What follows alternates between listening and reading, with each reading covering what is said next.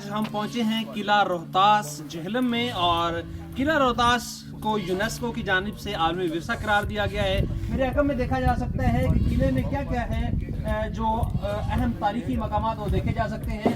काबली gate है सबसे पहले, उसके बाद शाही बाउली है, शीशी गेट है, लंगर खानी गेट है, तलाकी गेट है, उसके साथ ही जी चूहा बाबा गुरु नानक है, उसके साथ शाह खान वली गेट है, हवेली मान सिंह है, रानी महल है, बुढ़े वाला गेट है, बादशाही मस्जिद है और लास्ट पे बादशाही गेट है। तो आइए फिर आपको विजिट कराते हैं किला रोहतास।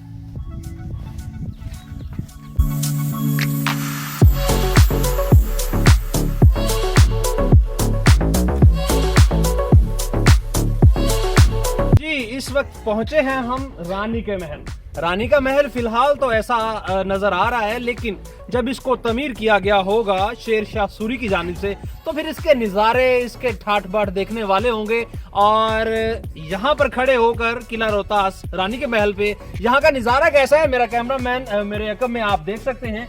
चारों अतराफ में जहां तक नजर जाती है ये नीचे ये वॉल बनी हुई है महल की, और वो महल की जो वॉल है उसके आगे जो बाउंड्रीज है वो मुख्तलिफ यहाँ पर जो लोकली जो यहाँ पर विलेज है वो यहाँ पर हैं। और खास तौर पर यहाँ पर एक बड़ा ही मशहूर गांव जोगियों का टिला है, जिसको देखने के लिए दूर दराज से जो टूरिस्ट हैं वो यहाँ पर आते हैं और महजूज होते हैं। लेकिन ये जो नज़ारे हैं ये आपकी आंखों को रोशनी बख्शते हैं, ये आपके दिल को ठंडक बख्शते हैं, और यहाँ पर आकर आप जो सुकून और इत्मीनान फील करते हैं यकीन जानिए वो आप कहीं और महसूस नहीं कर सकते।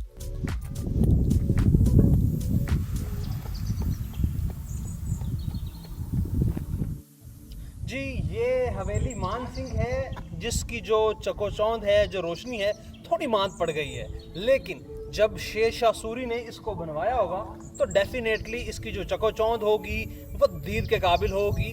और चूंकि ये आलमी विरसा है, यूनेस्को के अंडर है, तो मेरे ख्याल में इसकी जो रिस्टोरेशन है वो बहुत ज़रूरी है।